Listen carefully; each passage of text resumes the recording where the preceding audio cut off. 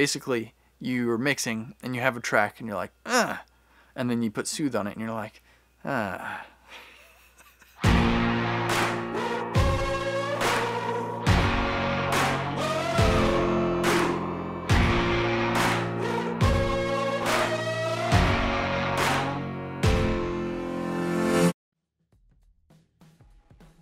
I recently got a few comments on some of my videos asking me particularly about plugins that I use and plugins, so I figured I'd make a separate video discussing plugins because there's, what, 2,500 rabbit holes you can go down with plugins as far as VSTs and virtual instruments and reamping and etc, etc, etc. So today I wanted to make a video where we talk about my favorite plugins, the best ones that I used in 2019, and some new plugins that I'm looking forward to using this year in 2020. But first, smash the like button, hit the subscribe button. This video is also brought to you by my new Patreon page. That's right. I, Andrew Masters, am asking for your support. Links down in the description. Go check out the Patreon page. Back to the video. Alright, so this list is really in no particular order. I pulled up a mix that I'm finishing up right now and just poked around and couple other mixes, and I noticed that there's basically the same things that I'm using and have been using all of last year.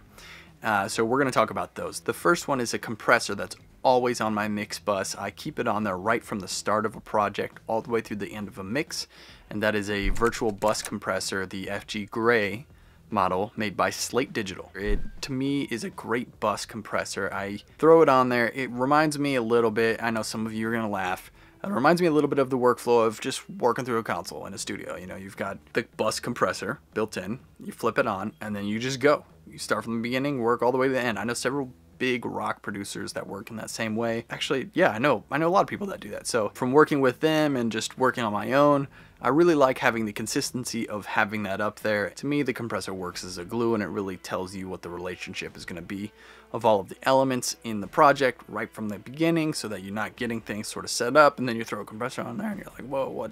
In addition to using it on the mix bus, I also use it on my drum bus. It's an excellent drum bus compressor, so I definitely recommend that. Alright, next is a plugin that I use on nearly every single track of my mix. It is the FabFilter Pro Q3. To me, this is one of the best surgical tools that you can really dig into a track and remove any problems that are existing, and actually you can use for multiple purposes. I mean, I particularly use it for removing gross frequencies from a track that don't need to be there, or filtering out low end that doesn't need to be there. My favorite part of the Pro Q3 is that it has a frequency specific compression tool that you can use, which is super helpful in a pinch. So it's a really great feature to have in the same EQ plugin, so I love that. Also, the EQ match is definitely a game changer. I don't know if you ever use that. Check it out, it's awesome.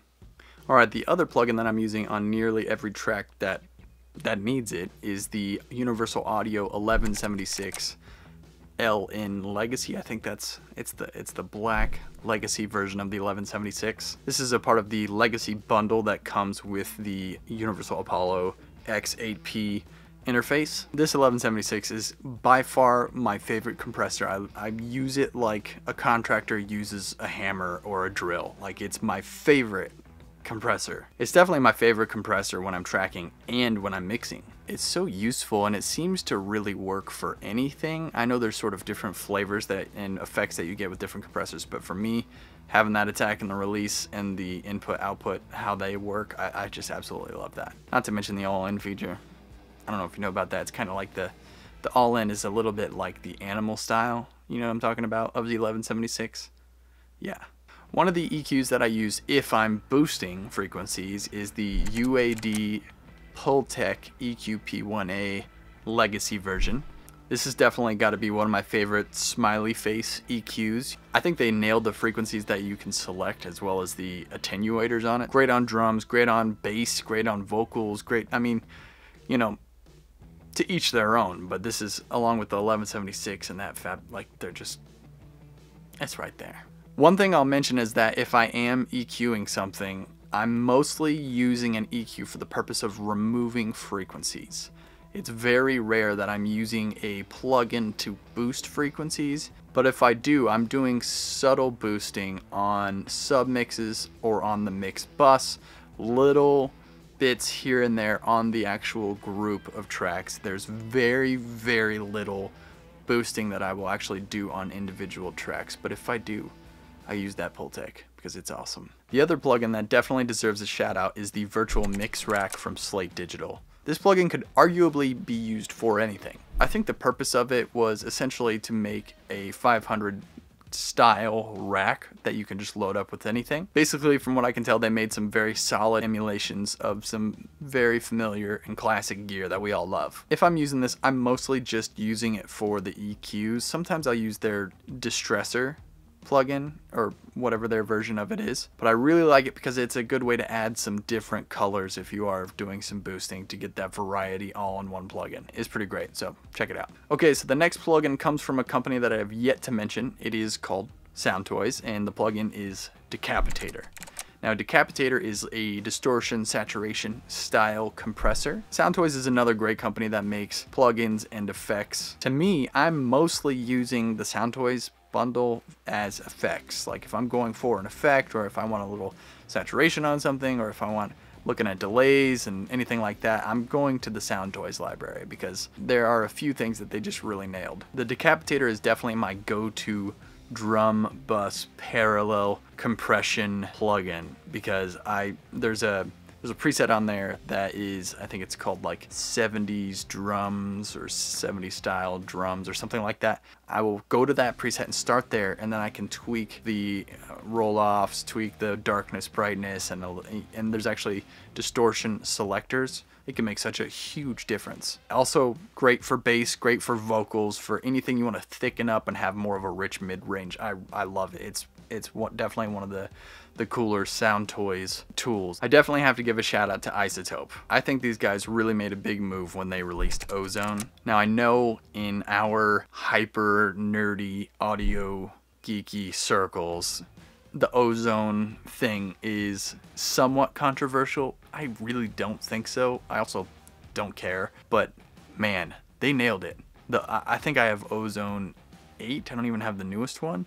And just their, the mastering assistant using a reference track, that feature to me it is so good. Like they really nailed that. And if you don't know anything about that, go check it out. Okay, so the next group of plugins are going to be reverb plugins. First one is the Verb Suite Classics from Slate Digital. I love that. I love the presets on it. It has great plates. It comes with the Slate Everything bundle, so if you have the subscription, then you just get it. It's awesome. Check it out. Definitely a good tool to have in the bag. The next one is the Valhalla Vintage Verb plugin. I mostly use the Valhalla Vintage Verb plugin for really exaggerated long reverbs as an effect. It's something that you sort of use in special occasions, or something that you might automate at the end of the phrase or something like that. It might not be something you leave on all the time, but there's definitely some good presets in that as well, and I think it's pretty cheap. I think it's like 50 bucks or something like that, so definitely check it out if you've never heard of them. It's a really good buy. Another reverb that I've used forever is Spaces, which is made by East West, which is the studio that I worked for 6 years, and they also happen to be a virtual instrument and software company. So along with this studio, which is a legendary studio with legendary sounding tracking rooms, they have a bunch of plates, they have really like amazingly built chambers, which were built by Bill Putnam in the 60s, used the Sinatra. So it's just like incredible reverbs that they have just in the building. Since they are a virtual instruments and software company, they actually created a reverb plugin and sampled all of their own rooms, their plates, and their reverb chambers. They're absolutely one of a kind, and I always know what I'm getting when I use them. Literally, I used them for 6 years in person, and when I flip them, it's shocking how similar. If you've ever used them and you've ever worked it, you know exactly what I'm talking about. Okay, the last plugin for 2019 that I'm going to mention is the FabFilter Pro Q3 limiter. This puppy is my favorite limiter by far. I usually slap this thing on right at the end of my mix bus, and I'll tell you what, I've compared a lot of different limiters, and this one is the best across the board, especially when it comes to the low frequencies. You can really make your track loud and not have that loss in quality down on the low frequencies. If you disagree, smash the like button. Now, on to some plugins that I'm looking forward to using this year. The first is Soothe 2, made by a company called Oeki, I heard about this plugin from a few friends of mine, and I recently purchased it, and boy, I'm real excited about it. Honestly, I don't even really know what it does, but you slap that thing on your vocal bus, and that thing murders. It is so good. I really wish I would have had this a long time ago. It's just magic. And once I've only used it on a couple sessions, but this thing has really just made everything better.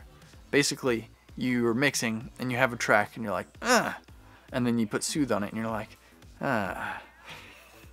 Does that make sense? If you've never heard of it, go check it out. I strongly recommend it. Alright, next is the Infinity EQ, which is a new product made by Slate Digital. Now, if you have the Slate Everything subscription, then now you have that. That is just a new thing that just appeared that wasn't in it before. So I downloaded it yesterday and I've used it just a little bit. I haven't spent more than a day using it, but it seems pretty cool. I definitely like the interface. It's got a little bit different of a workflow, but I went through some of the presets. I tried like over exaggerating some moves, and it seems to have some really cool qualities, and it seems to translate really well. So I'm pretty excited about that. I also didn't dig too deep into what's possible with it. I'm sure there's some little hidden gems in there, but yeah, I'm definitely looking forward to using that. I really want to break into the UAD world. I want to just basically get all of the UAD plugins. Specifically, I'm interested in buying a couple of the Reverb plugins that they have, the UAD Lexicon, the 480 and 940L.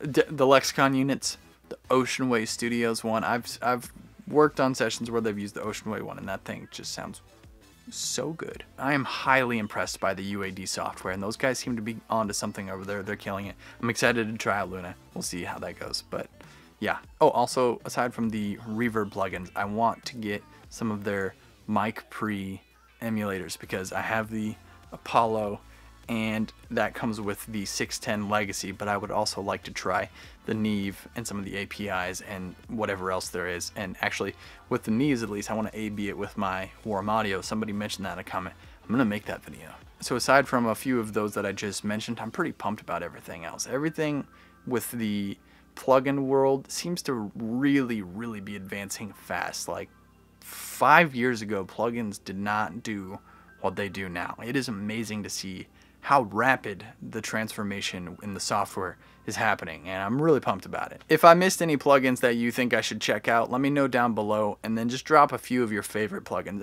I'm always open to checking out some more plugins, so let me know what some of your favorites are down below. Now, if you're listening very closely, you might have noticed that I did not mention virtual instruments. That's because, like, good lord, there's a whole rabbit hole we can go down with that, and I just, like, how long do you want to be on this video? Another video, another time, okay? We'll get into that. Trust me, I'm all in. I love it, but not today. Anyway, if you liked the video, make sure to smash the like button, hit the subscribe button for more videos like this. If you have any interest in supporting this channel, go down to my Patreon link, sign up. I'm going to be putting up some interesting new, very different content than what you're seeing here, but I think you're gonna like it. It's gonna be pretty special. Go check that out. Thank you again for watching, and as always, I will see you in the next video. Peace.